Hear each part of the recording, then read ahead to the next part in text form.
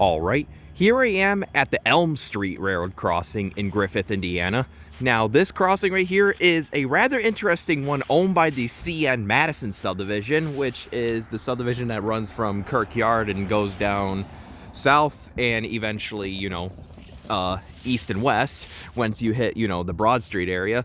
But this is one of the crossings that are isolated from that big Diamond and Y area, and I decided to tour it because it has some pretty neat equipment on it, and I also like how it's like slapped in the middle of a neighborhood. Like, you can go out on your porch and watch the trains go by. So well, yeah, I guess with all that said, I'll explain everything as I go on. So with that said, let's get to it. So starting with the first thing you may notice about this crossing, yes, worth mentioning, this crossing is a quiet zone.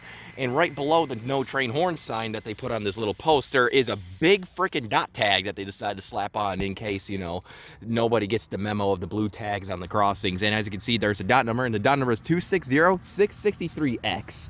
And you can see on here's the dot tag on the signal itself, right up here. But in terms of the equipment for the first signal, this has a Western Cullen Hayes base, newer generation it looks like, yep. And like I said, I already shown the emergency information. And for the gate mechanism on this one, this has a us&s Model 95 gate mechanism, looks to be like a newer gen. And this features some Ricoh LED gate lights and a wind guard for the gate. And for the lights on this one, this has 3 pairs of Harman 12x24-inch fading LEDs with the GE uniform lens. And yes, as you can see, these the Satran GE uniform LEDs actually got the design from Harman because, most people, well, not most, but some people refer the GE uniform LEDs as the Harman uniform LEDs, since Harman was pretty much the original creator of these. But yeah, 12x24-inch LEDs. And these are all sitting on what appears to be a Premier Products or Progress Rail light bracket. I think that's a Premier Products light bracket. And also a Harman light bracket for the side lights that are facing towards Wood Avenue. But yeah. And for the bell on this one, this has a Siemens low tone electronic bell. So yeah, pretty neat stuff I have to say here. Pretty interesting setup, especially for CN. And if you look down, you can see a C-Trax Think Train plaster in the sidewalk. Operation Lifesaver. But yeah, that was the first signal. Pretty substantial stuff. Now let's go ahead and move on to the second signal. So yeah, let's go ahead and move on to, like I said, the second signal. So for the second signal, which is similar to the first, this has another Western Cullen Hayes base, newer generation with the newer mast. And here's the emergency information once again. And if you look over here, there's another signpost with the no train horn and big dot tag, as I shown in the very beginning over there.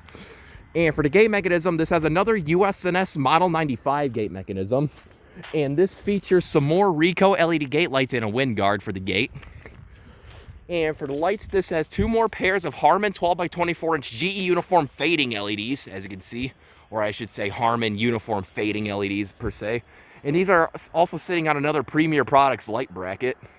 Quite interesting stuff to see here. This is like a budget CN setup per se. And for a bell on this one, this has a General Signals Type 2 electronic bell set on high volume.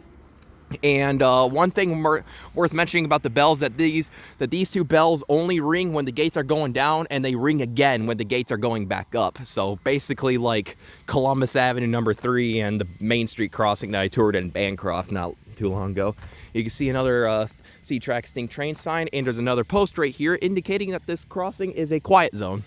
So yeah, that right there is the Elm Street crossing in Griffith, Indiana. Here's the relay case. Not really much information other than like an old dot tag on the side. But yeah, I guess all that said, let's go ahead and take a look at the track view. Down there is heading south towards a few more crossings within the neighborhood, such as Miller Avenue, Lake Street, or like Miller Street, and then Main Street, and eventually towards Broad Street, where you'll find yourself in the Ys and Diamonds, in the middle of, downtown Griffith. And down there is heading north towards some automatic signals, as you can see, and also towards another crossing. Kind of forgot what street name this is. I haven't really drove around here much in Griffith, so apologies if I don't remember the names of the crossings that this crossing is near, per se. But yeah, I guess with all that said, this was the Elm Street Railroad crossing in Griffith, Indiana. Pretty neat stuff. I just got in action just now, and I might come back and get in action again sometime. And also, one thing I forgot to mention, that the fact that the lens on the LEDs are angled downwards, kind of like the crossing in Windsor that I toured. Well, I toured in Windsor. Correct me with my grammar. But I guess with all that said, over and out.